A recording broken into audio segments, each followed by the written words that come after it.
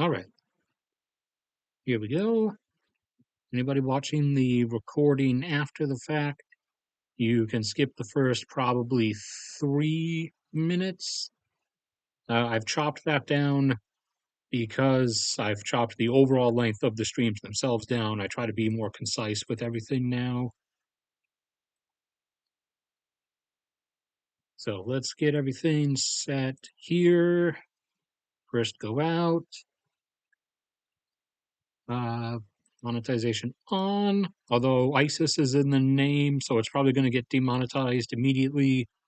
But I've been saying that about almost everything, and the algorithm seems to be just not working and not demonetizing anything. So I'm assuming YouTube, aka Google, must have like laid off some gargantuan number of their staff recently.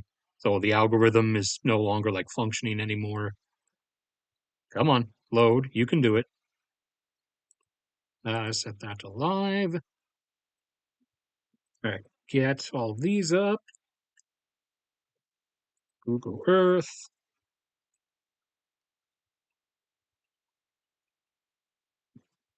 Come on, you can do it. You can load. You got this. There we go. Okay. And over here to get first retweet. If anybody can adopt any of these cats, anybody lives there, anybody would preferably give your money to save them rather than give it to me, then do that, please. All right, get these up. And thanks and praise be to our Father in heaven before we even get started, because that RLC restoration video got a huge, huge number of views. I have not seen a video get like those kind of view numbers in a long time. So that was a nice income boost, the kind of which I have not seen in about 2 years, which is going to prove really useful very soon. As guess who is about to have to drop $600? That's right, it's me. As that cyst in my neck that I've left there for like 7 years because I couldn't afford to get it sliced out before. Uh, well, it finally started actually causing problems, so I'm going to have to get it sliced out. So I'm going to go to an urgent care facility, which is like the cheapest possible option over here in this cursed place where you have to pay to not die. And it's only going to be $600. And for the first time in a long while, I actually have more than $600 on me. So I'm actually going to be able to pull that off.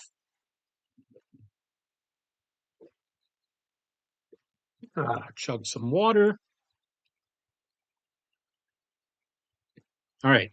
Before we start on all of the regular stuff, we do have a few bits of decent news, of good things. Let's go here. I took some screen caps of the rain and snow.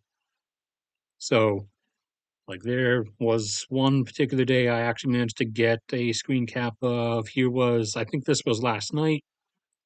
So, uh, part of the West, at least California in particular, will be avoiding drought conditions this year. They will be able to they'll be able to dodge that. And let's go to Lake Orville, for example. So they've actually been getting decent bits of rain and precipitation recently. That should see them go up to like full levels in most of their reservoirs again. Lake Orville was starting to go back down right there, as you can see, but now that's stopped, and I'd have to zoom in really far for you to see that uptick, but it's about to start going up again. So uh, that is good, obviously, and also uh, go down here. Venezuela. So Venezuela, you remember, kind of, collapsed in the later 2010s, and their oil production went down with them from 3 million barrels a day down to only 400,000. Well, they are now, for the first time in 7 years, 6 years, they are, primarily because of the work of Chevron, back up over 1 million barrels per day. Let's see. They were more than five. Was it? When did they last over? 2019. So 6 years. For the first time in 6 years, they're actually back up over a million barrels per day. So that is a gradually recovering, continuing to recover supply. And also, Nigeria has continued being able to repair and restore stuff, uh, and primarily restore levels via, like, mass arresting of the everyone who's been, like, taking pickaxes to the pipelines and then setting up, like, small siphon pipes to make little, like, backyard black market refineries. They've restored their capacity even further, back up over 1.5 million barrels per day, now up to 1.53. No, sorry, 1.54.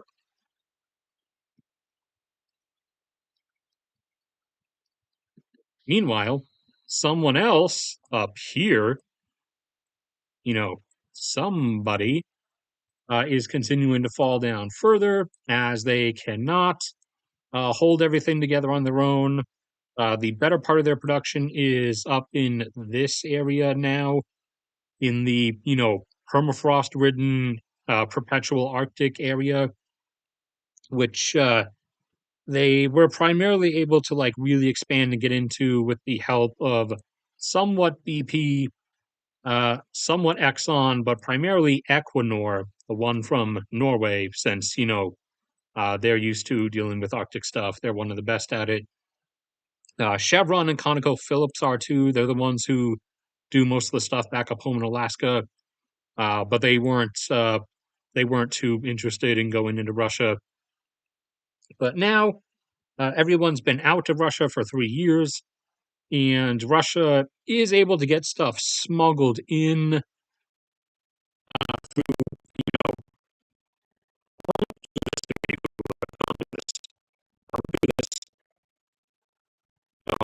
move at a normal speed. There we go. Thank you. So, via the system we described last time, that system being that for sanctioned items like, oil and gas industry stuff, uh, someone will buy it and say that, they're buying it for themselves. They will then sell it to someone else who is totally buying it for themselves, who will then sell it to someone else who is totally buying it to use themselves, who'll then sell it to, like, a fourth or fifth person who's totally buying it to use themselves, who will then actually sell it to Russia. Now, this comes with, issues, obviously. Yes, they're still able to get stuff, but instead of, $1 there, you're having to spend like two, maybe $3 of some arbitrary value to get a hold of it, because each of these people along the way, each step of middleman, wants their personal cut of it. Just like in the government itself. But so they are able to get some stuff, but A, it's not enough. B, they're you know, in kind of an expertise vacuum after everybody got out of there once the party started. And so they've already been on a downward trend because they're having to shut stuff down gradually or for the fact that they can't really hold it together. But now that they are just losing oil and gas facilities left and right, now that Ukraine has the drone manufacturing case and capability to just hit everything nightly all the time around the clock. Now Russia's having to go down a bit faster than they would have liked. And so they had stalled their decline for like a couple months at the end of last year. They got down to 8.97. Uh, okay, they got down to 8.97. They went back up for a month or so to 8.99. And then, as they started getting tanked down even more, they had to go down to 8.93 as of the start of this month. However, now they've gone a bit further down from that over the last week and a half from 8.93 further down by about 50,000 more down to 8.88. So they are currently at 888 with a decimal in the middle.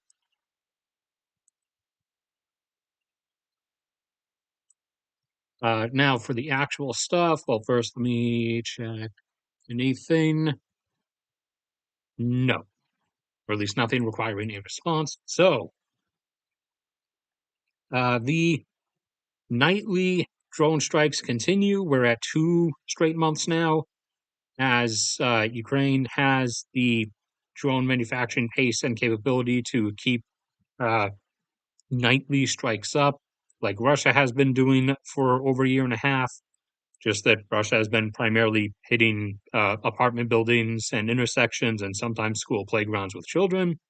Ukraine has been targeting, with the nightly strikes, primarily oil and gas infrastructure, along with runways of air bases that are like uh, close to close to the border, close to the front line, and hitting munition storages and sometimes a couple jets on those. The most recent ones, the most recent hit was Saratov a few days ago. So the refinery was hit in Saratov there. I'm pretty sure the refinery is like right next to the city itself as well, like usual. If we go down, is that the Saratov one? Yeah. That's image from the Saratov one. That's a still. Go to some of the videos. Let's see if they can get. Oh wait, I have to get rid of the X. Sorry. Uh, can you get these any larger? Oh wow, that's not even like too bad of a quality drop. Usually these are like horrible 140p if you enlarge them. Yeah, there's some videos of it burning after the strike. Specifically, this time at this refinery, what was hit was the cracking unit, the hydrogen cracking unit, which is used for converting stuff into like third product type and beyond. So you have the oil itself, or here, let's use actual words. So you have the oil itself, and you send that into a refinery tower, and different components of it will bleed off and drain at different levels from the different like heating temperatures. So you get stuff that will obviously weigh itself out at the bottom, like tar that gets used for asphalt. Then some of like the middle chemicals that come out are like uh, diesel and jet fuel, so you get a DJ. Some of the lighter stuff that comes out is obviously gasoline or petrol, depending on which country you're from. And then after that, the beyond that, you then can take some of those components to another thing, like you get a big drum, sort of, and you fill it with steam and some catalysts. We'll just draw teeth at the bottom. You'll have some catalysts. Usually there's like platinum group metals there, some other stuff like rhenium and chromium. And you'll have we'll use the Fire Nation symbol there for fire. And so you keep that You heat that up, you fill it with steam and catalyst, and you put the some of those refined products through, and that different settings in that will then let you catalytically crack the oil products into some of like the further things like plastics and all the various petrochemicals that you'll use for everything from soap and shampoo to military explosives, obviously. So that was hit, not the. Can we not do this, Google Earth? Thank you.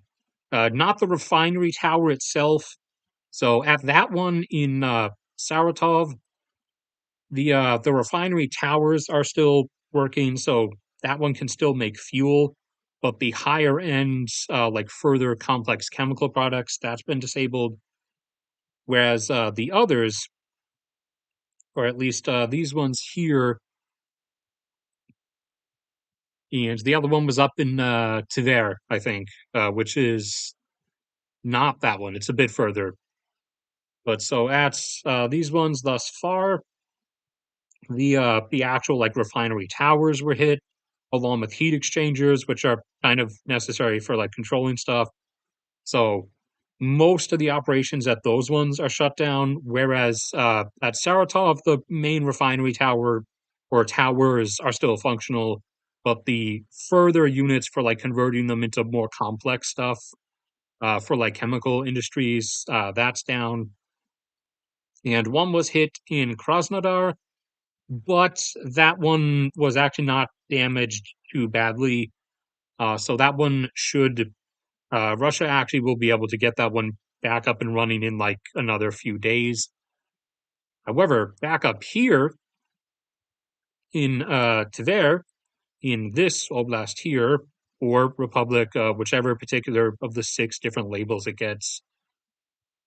This one, the refinery there, like actual refinery tower, was hit, and critically, the pumping station for the oil pipeline network was hit. So inside Russia, just like anywhere else, there'll be a pipeline network that looks like something like this. These aren't where the actual pipelines are. I'm just drawing for the sake of giving a basic demonstration. So there'll be, the pipeline network, and it has its like spider web of pipelines and the oil's going places. And along this, obviously, there's pumping stations that need to actually keep the oil flowing. The one in Tver, which is responsible for making about like half of the oil that goes up to St. Petersburg and the surrounding area to get exported via the Baltic Sea and then the North Atlantic. About half of that is cut because that pumping station was hit and it was being repaired, obviously, because that would be kind of critical. However, and this is just going to look like a Team Rocket emblem.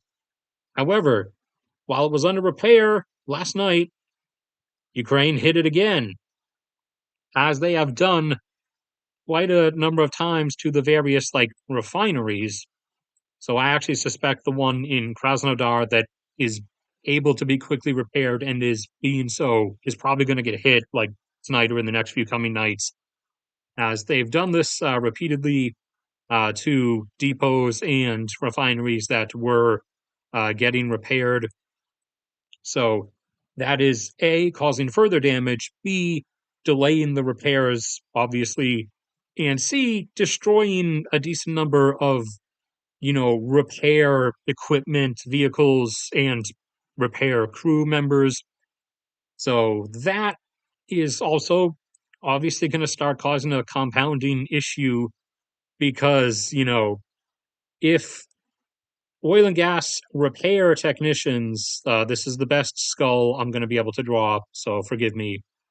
If oil and gas repair technicians, you know, start seeing this over and over again and, start kind of getting the idea that being a like refinery repair technician is just going to be a death sentence because you're just going to fall under a drone swarm strike when you're repairing something over here in Western Russia, then, people are gonna kind of start leaving the job or, not signing up for it anymore, which is why the Russian government has, along with many, many other positions that involve being near the front line in the civilian sector, not like in the military fighting, just doing something near the front line or something that is in danger of getting struck by beaver drone swarms.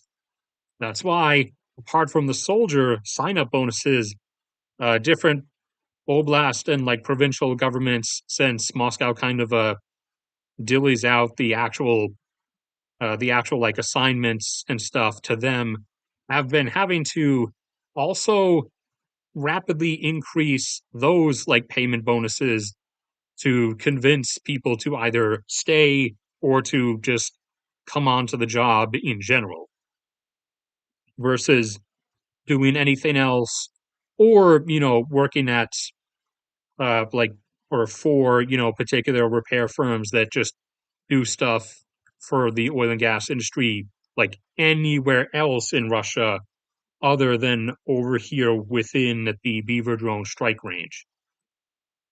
So that is ongoing. And over here on the front line itself, we have the continuing trend.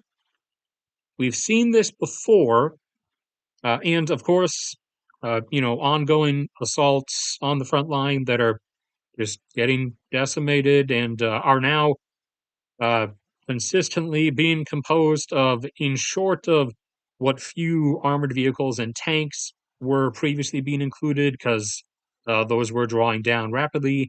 Now those are being replaced with just cars in the locations where, armored assaults were like still taking place, as opposed to, like motorcycle and infantry charges. But there's plenty of new videos from the last week of, highways of death and everything. If you want to see those to check for yourself, here's one showing the result of an actual like infantry heavy charge alongside former burnt out equipment. So be warned if you watch particularly this one, there are bodies everywhere and body pieces that have been separated from bodies. But there's plenty of new ones of those. And here, uh, you'll see again the sending of former soldiers who were like injured and like heavily disabled, now being sent back to the front as another means of trying to avoid another potentially harmful mobilization round, since the increase of the payment offerings is starting to not really stem the tide. It did initially, but now it's not really stemming the tide in decline of soldier signups anymore. So you remember last week, they decided to start. Hold on, the battery icon came up. You're plugged in. Act like you're plugged in. There we go. So last week they started. They started allowing people who would never be allowed to sign up to the military to sign up, who they'd been still denying even for the past 3 years. People with, I'll just draw, I don't know, generic medical cross thing. So people with just all kinds of illnesses, regular disabilities, not talking about wounded soldiers or anything. But that came this week. So that's a wondering there, kind of like, was letting all the sick people, everyone with asthma, everyone with like I don't know, limb numbness or something, sign up. Like, what is that already not really like meeting the numbers you want? Now you're just gonna do what you did before and like recycle the injured people back to the front line. That disappeared for like a few months because that kind of started getting, that's kind of started getting like soldiers pissed off, uh, who were then about to be going to the front line because and started damaging like the sign up rates because people were like, well, why would I go if I do survive? I'm not really going to be allowed out. I'm just going to be sent back to die again, anyways. So that kind of quieted down for a bit, but now they're just like, yeah, whatever. Got nothing left to do, so let's just go back to doing it anyways. So that has resumed. That's a picture of the pumping station. Oh, yeah. So this also came up. The fuel quality that is being received by Russian units at the front line has apparently dropped rather rapidly. So for the refinery process and everything, along the tower and whatever, there's also like different filters and everything, and also in the pipelines that then lead from one tower to the next, where the different processes take place. And there's, apart from the actual like heat up and draining of separation of the different components, there's different filters that will also like separate things out, like sulfur and obviously, water, since that doesn't really go too well inside of fuel.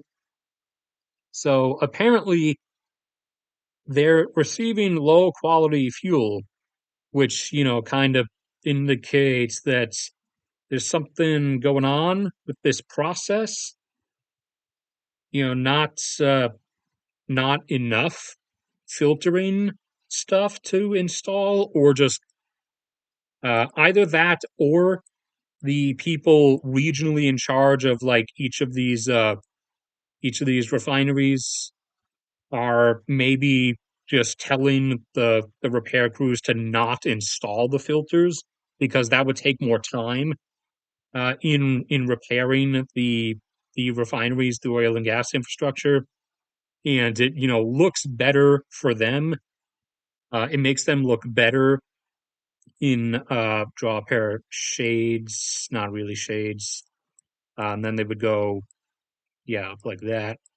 It looks better for them in the eyes of Moscow up there if they, somehow magically get the refinery repaired a lot quicker than it should actually take. So that's the other possibility, is that they're telling the crews to just don't like don't spend the extra few days installing those like filters in the refinery towers as you repair them. Just repair the regular tower structure itself so that it gets done quicker. Like it gets done in, you know, 2 weeks instead of three, so that the regional directors here look better. Maybe they'll get a bonus. You know, probably not, but maybe. And what was the other thing? And yes, down here I have the graph. This is from a few days back, but okay, can't get any larger. But so here, this is a graph of square kilometers like per day that Russia was seizing in forward advancements, and they did get that upsurge. They did manage to get that upsurge rate. Well, they did manage to get that upsurge right there, but now it's really quickly petering out. So heading back either towards a really slow crawl that you were seeing towards the middle of last year or further. We'll have to wait and see when this next gets updated. And right, I think, yeah, that looks like it in that regard for the moment. Then we have the whole relocation thing here. So let's cooperate. Are you going to cooperate? Yes, you are. Okay.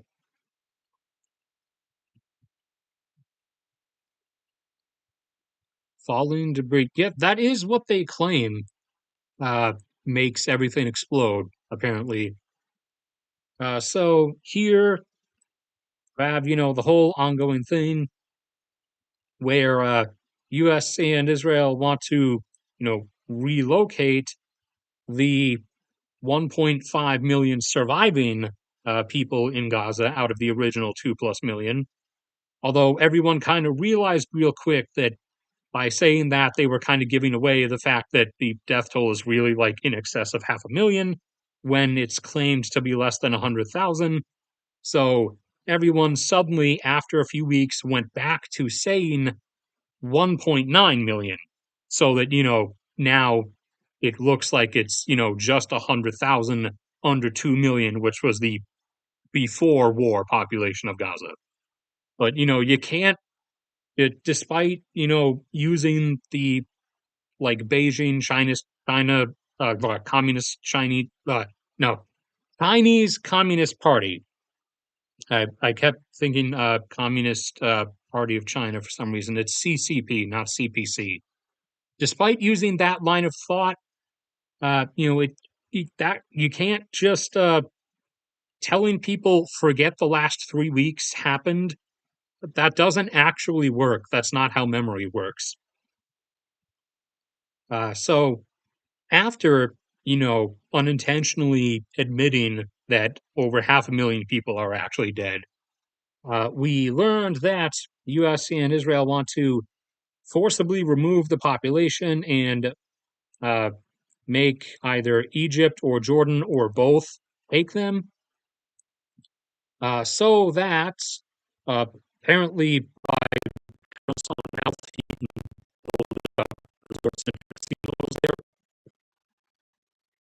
So that is the thing that's happening. However, to the surprise of no one, Jordan and Egypt have said no because A, they don't want to have to deal with that to begin with, and B, they kind of don't want to allow that to happen. They would have said no even if like it was other countries that were suggested to take the Gaza population, just like every other Middle Eastern country aside from Israel, also said no to this whole arrangement.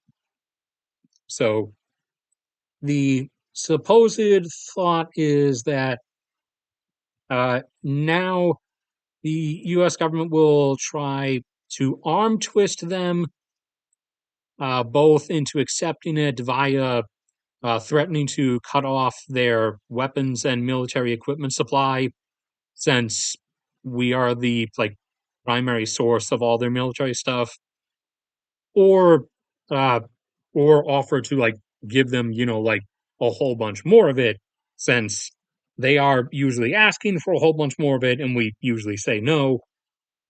So that's the thought of the next approach that's going to be taken. And obviously, we'll see what they say to that. Uh, the Egyptian government is a lot more corrupt. So they would be more likely to acquiesce to such an offer. Probably, well, you can't see the dollar signs down there. Probably for the government in Cairo, especially, there would be, another aspect to such an offer that, would be under the table. You know, draw a really basic table there. So money going in this direction under the table. So that one, because they already are having issues finding enough money to spend on their new like super government capital thing out there in the desert, because they already dropped 26 billion on it. Jordan, however, would likely not really go for it that easily. Not that there's like not avenues that probably could be taken to convince them to, but they won't go for it that easily. Also, meanwhile, over here in Kabul, so you guys remember the more recent news from over there, where the Taliban passed a new law where prison bars now have to be installed on windows so that women can't lean out through the windows and potentially be seen outside of the house. So there has now apparently a actual conflict has now started between ISIS and the Taliban. So the real IT is actually a war of I versus T. And a few days ago, ISIS did a suicide bombing in a bank in Kabul, specifically when around 40 to 50 Taliban soldiers were coming in to get their payments because they mostly take stuff in cash. And they did that then.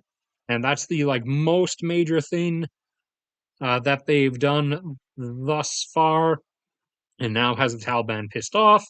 And the Taliban's probably going to, start running around trying to like fight and find them. And now the Taliban is actually going to turn into the US slash the USSR slash the UK before that slash whoever else before that. The Taliban is actually going to have their own Afghanistan, quote unquote, in Afghanistan. Except they are Taliban, their Mujahideen that they will be chasing is going to be ISIS. Now, obviously, both of those groups, the world would be better off without the existence of.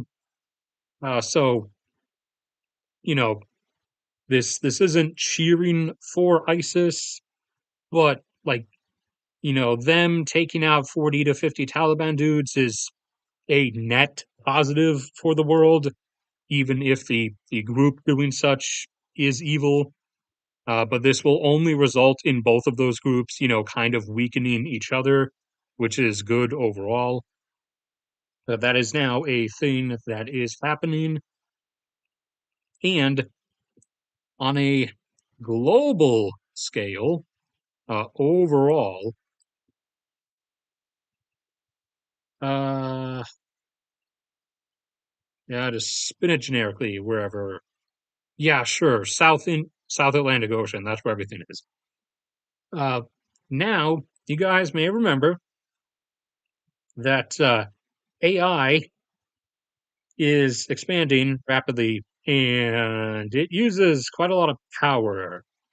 And apparently, a lot of their server stuff is water cooled. So it's actually using a lot of water as well. But, anyways, started out like this, cool a little bit, and then started going faster like this. And, was up to, I'll be releasing a short video for this later also, was up to about 15 gigawatts total of global power demand by by about June or May of last year. Then it picked up speed even faster and was up to over 30 by just December or November of last year. Well, now I did not know the addition of AI data centers, servers, that like the rate they would be coming online or the expansion of their usage and services would be accelerating this rapidly, because now it's just like this. Over just the last 2 months or so, maybe 2.5, it's now already almost up to 45 gigawatts, which is pretty high. If we go here, I have I did take a shot for this. Which one is it? That is the future. This is the current one. Oh, well, we have to. All right, so this is the current rankings of countries by their average electricity demand, their average electricity demand load at any given time. Now, if you considered AI a country, it would come in ranking number 12 right now, right behind Saudi Arabia. And, you know, zoom in a bit, chop off the top 3 or 4 so that it's not heavily skewed, and then you can get a better comparison to those around it.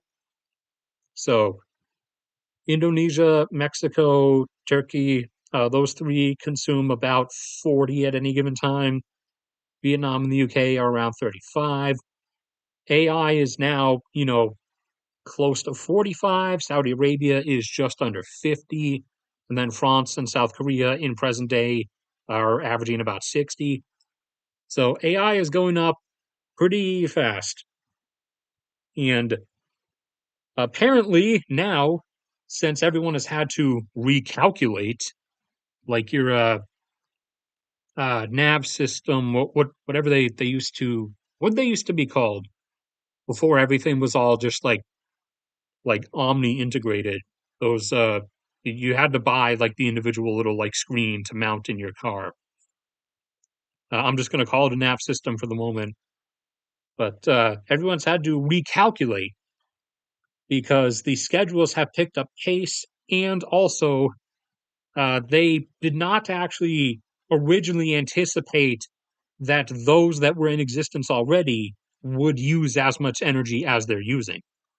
And some parties involved, Google in particular, I'll show you in a second, are sort of causing the problem to themselves.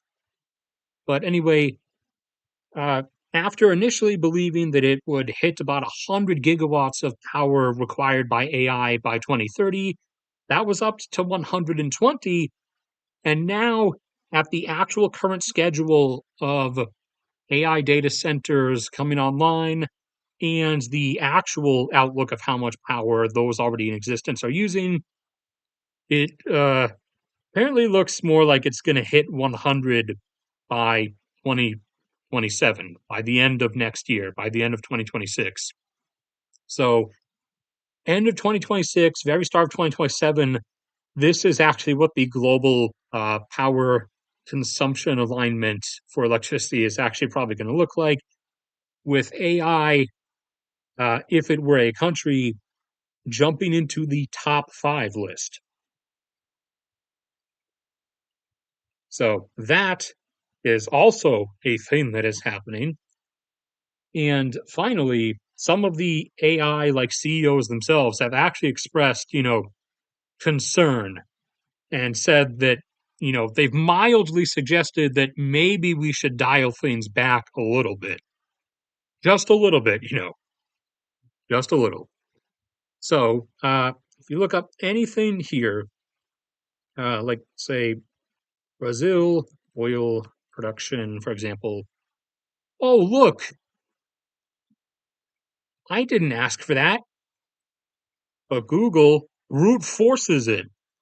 Anytime someone looks for anything on Google, their AI automatically starts running generative stuff.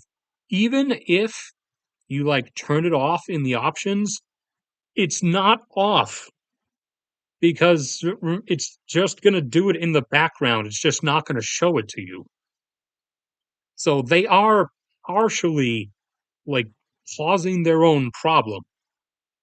Now, of course, uh, the majority is coming from people actually using it and, giving us the three strikes, our the state of our civilization, the three moral strikes, because everyone's using it either for academic fraud, art theft, or some other kind of theft, and porn.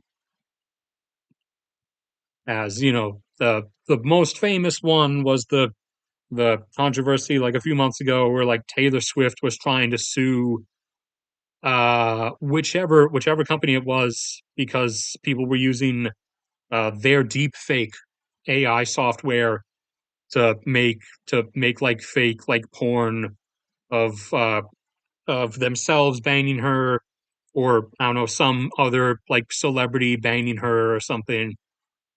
But everybody was doing it apparently, and she got pissed and tried to sue them, but didn't really exactly go anywhere. And oh wait, I forgot something. I definitely forgot something. But the problem with forgetting things is that you can't remember them because you forgot. Let me check over here.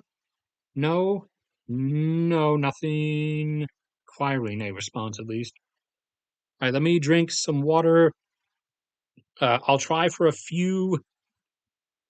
like a few seconds after that. Wait for the stream delay in case anyone else wanted to say or ask anything. And if not, and if I can't remember what I forgot, then I'll call it off.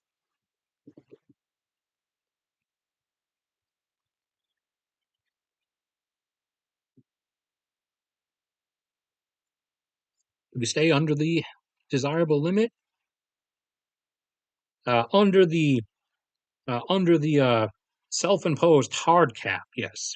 The hard cap is an hour. The soft cap is supposed to be 45, but looks like we exceeded that a little bit. Oh, yeah, okay. So I did remember. My brain is working. So let's do these.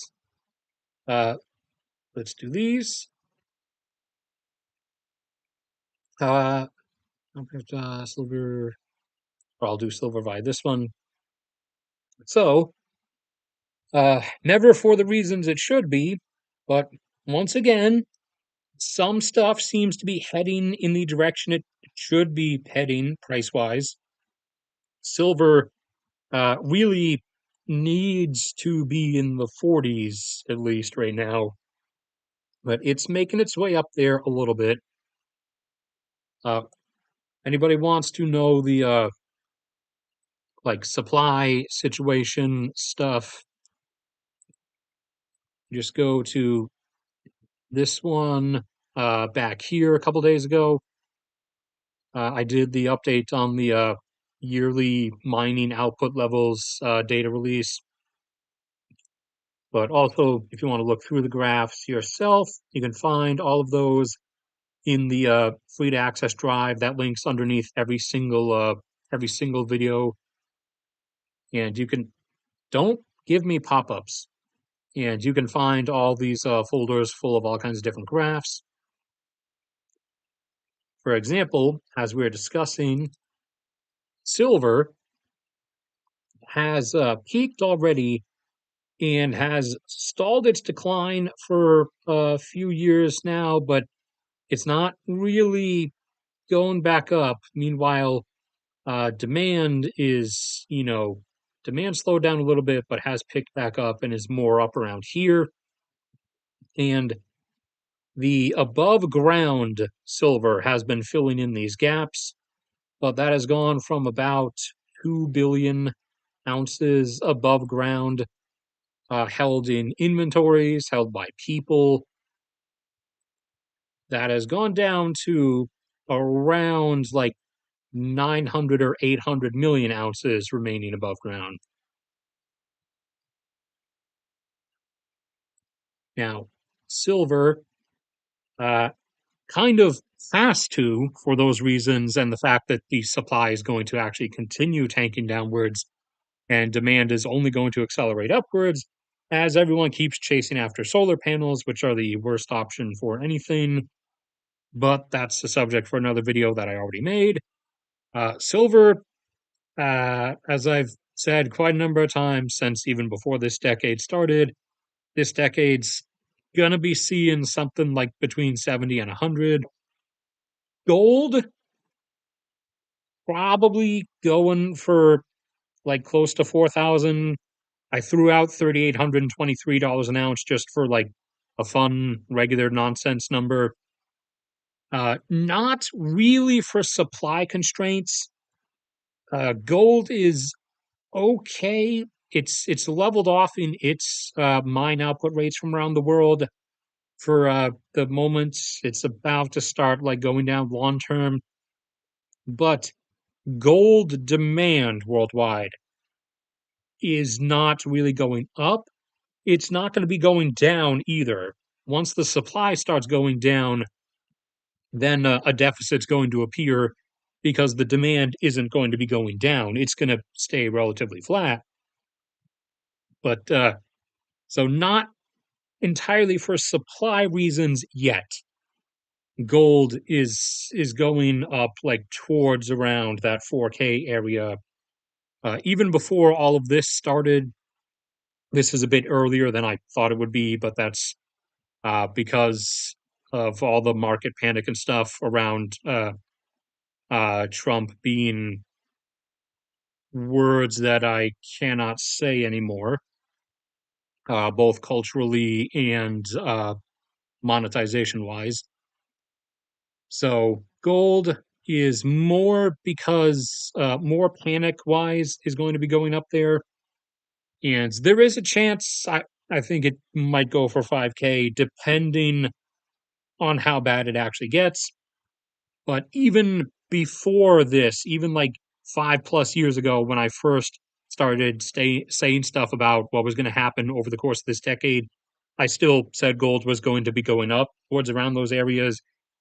And that was also primarily going to be because of panic, because of the various things that are going to happen, such as Russia invading Ukraine, the upcoming Chinese invasion of Taiwan, and a number of other things like different market shocks that are going to come from various resource output levels peaking, and even oil supply constraints that are going to cause like various forms of market constraints down the cascading supply chain.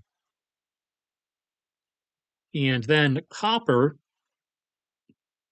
which should really be staying above 5, actually, is going to be going up there and is, I wouldn't say necessarily is going to go all the way to 10, but it might see it a few times. But it's going to flip and invert itself into like staying predominantly above 4 and 5, which, this year saw kind of the beginning of that. And eventually it's going to start staying like above 5 and 6 as that situation continues to develop, as copper demand is expanding pretty quickly, as huge chunks of the world are now electrifying, and their electrification is spreading beyond just the stereotypical like third world slash fourth world, uh, is expanding beyond the stereotypical third world slash fourth world, a singular light bulb hanging from the ceiling in a singular room in an apartment or a house or whatever.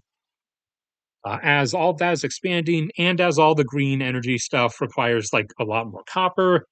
For example, electric vehicles need about 200 pounds of it, whereas regular internal combustion vehicles only use like 30 or 40 pounds. Copper demand is going to be going up, and supply is going to be curving out.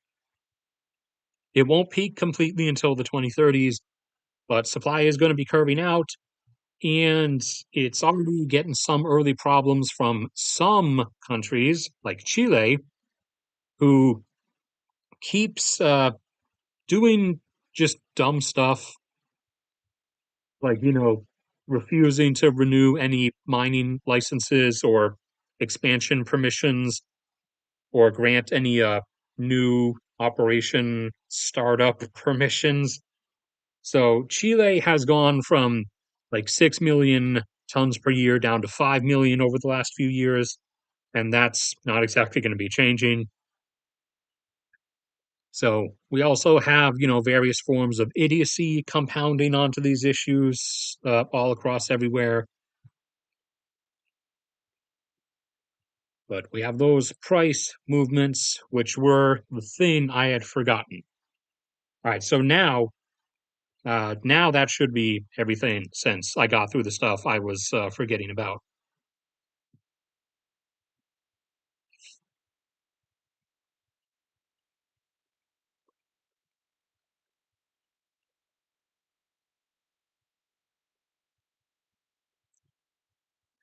All right. Anybody else have anything? I'll wait a few seconds and drink some more water like I should have been doing this entire time.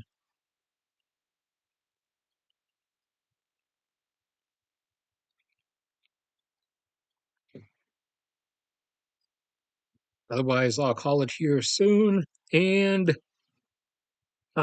prepare myself to part ways with $600 at a medical facility in a couple days. Time to get my neck sliced open. Had my I had to have my ear sliced open a few times during the 2010s, and I had my uh had the inside of my neck sliced open to get my tonsils removed back when I was 5, but never had my neck sliced open from the outside. But about to go have that done this weekend.